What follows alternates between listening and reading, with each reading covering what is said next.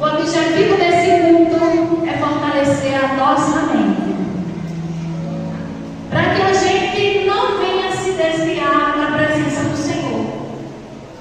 E como missão, se a gente não conseguir ganhar ninguém para Jesus, a gente também não se perca.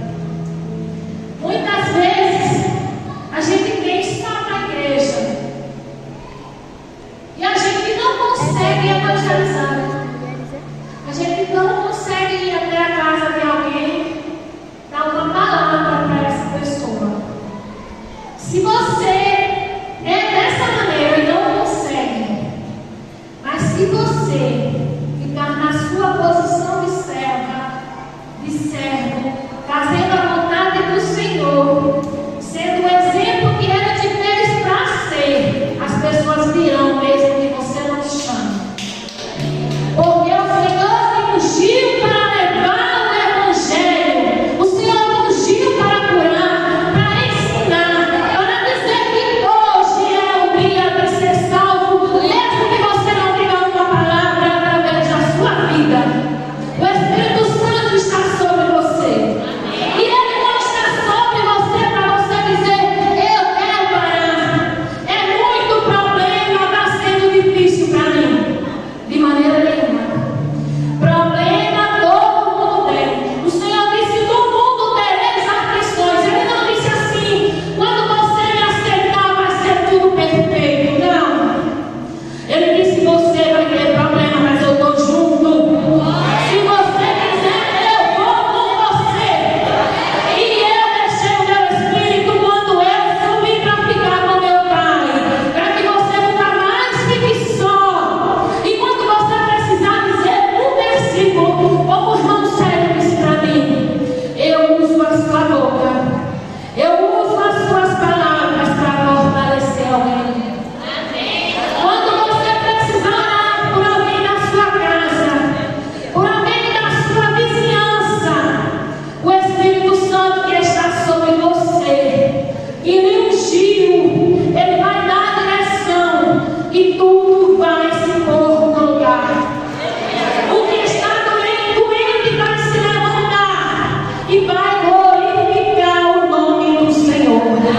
Através da sua vida, as pessoas vão entender que hoje é o dia de ser salvo.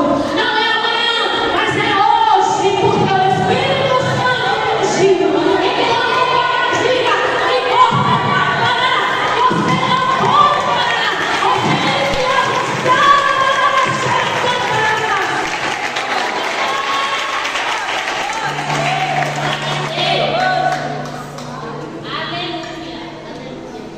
A missão de hoje é tratar de nós. A gente precisa ser tratada. A gente percebe que o mundo aceita Jesus, mas muitas vezes continua na igreja doente. Muitas vezes está ferido e por coisas que às vezes nem existem. Então nós precisamos ser tratados. E a primeira coisa que precisa ser tratada é a nossa mente. O Senhor disse: renove a sua mente. Não aceite o que acontece por aí. Não diga que é tudo, está tudo bem. Não diga quando você vê o erro, não diga está tudo bem, está todo mundo fazendo. Não, renove a sua mente para se alinhar ao propósito do Senhor. Aleluia. Nós vemos a igreja com uma sensibilidade negativa, um emocional fragilizado, e tudo da gente é: eu vou dar um tempo, eu vou parar, não quero mais cantar, não quero mais pregar, não quero mais ir para a igreja, mesmo que não passa nada, mas eu não quero mais nem sentar lá para ouvir, porque eu não concordo com algumas coisas. A gente vê tanta gente na igreja que parecia estar tudo bem, pessoas admiráveis, e a gente nunca imaginou que um dia elas pudessem sair e ficar no mundo como se nunca tivessem conhecido Jesus. E a gente viu porque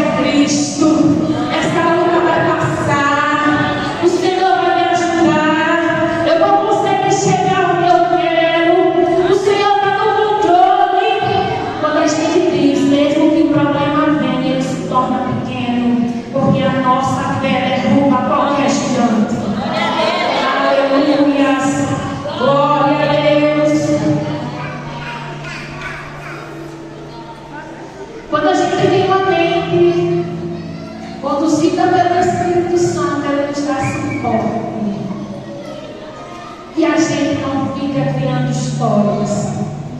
A gente não fica criando desculpas para não estar.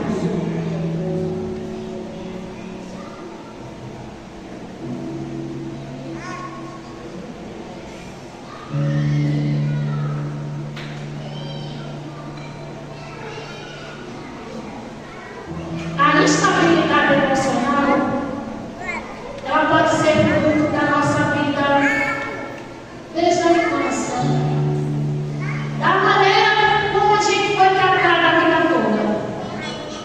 Se você foi alguém em que os seus pais, os seus irmãos, os seus amigos sempre acharam e disseram: você é fraco, você não vai conseguir, você não consegue terminar o que você começou, e você não desapegou desse passado, você ainda deixou essa velha criatura dentro de você.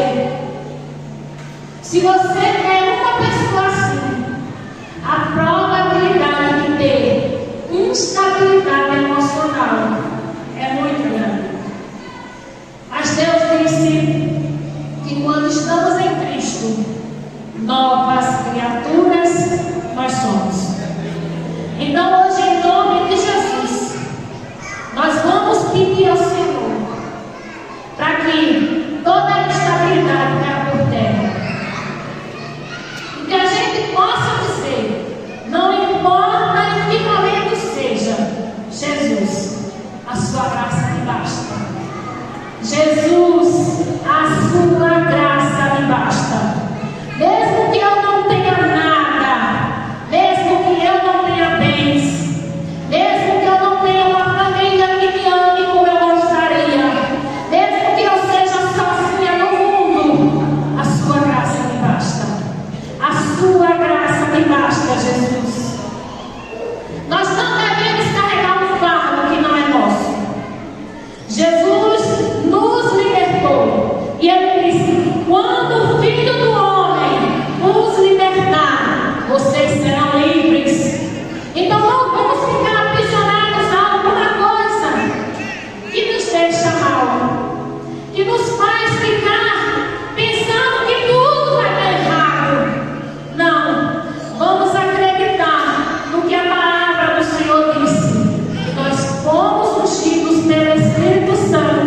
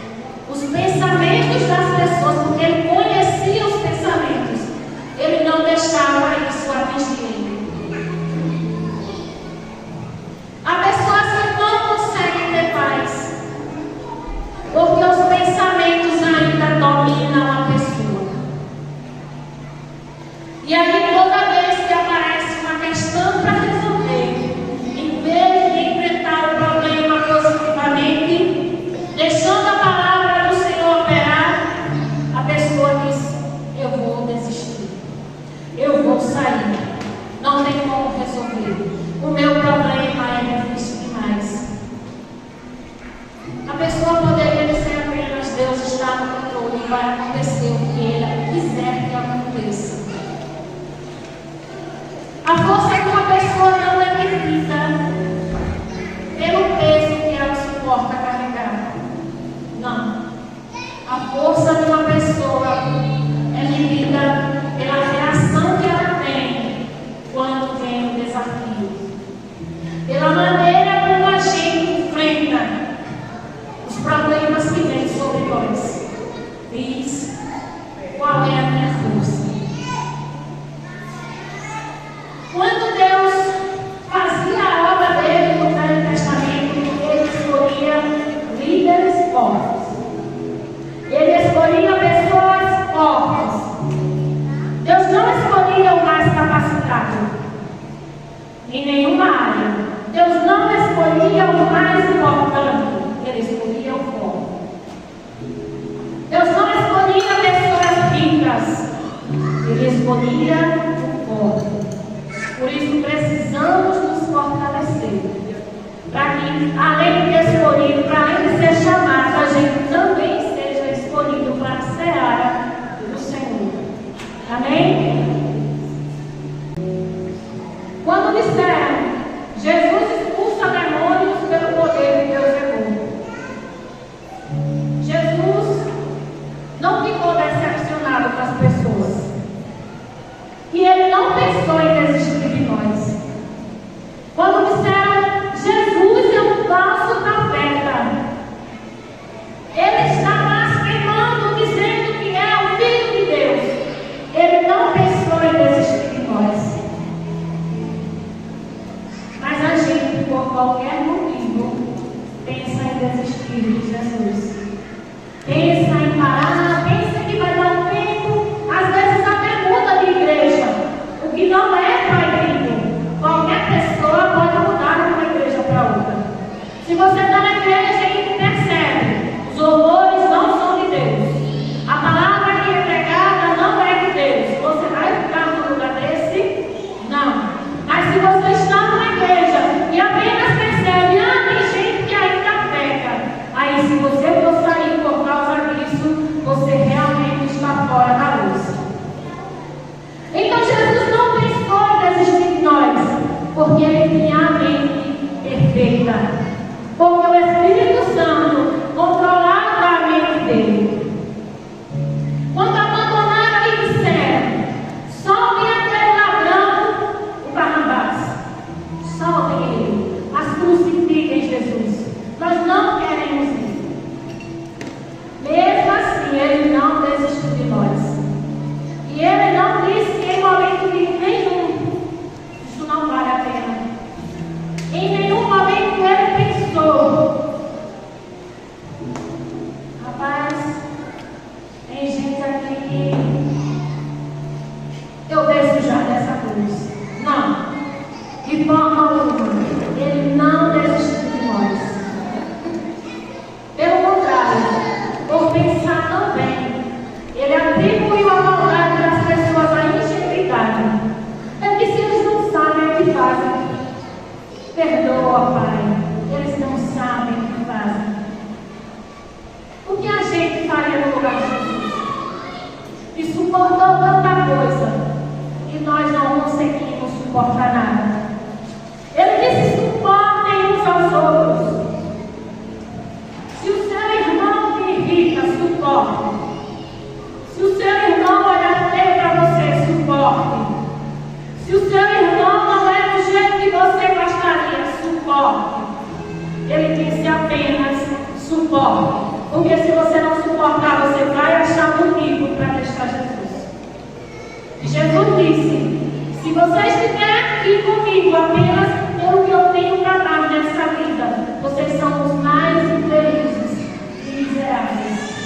Então suporte o que vier por amor a Cristo, porque a unção que nós recebemos foi para suportar e avançar, suportar e ser forte no nome de Jesus.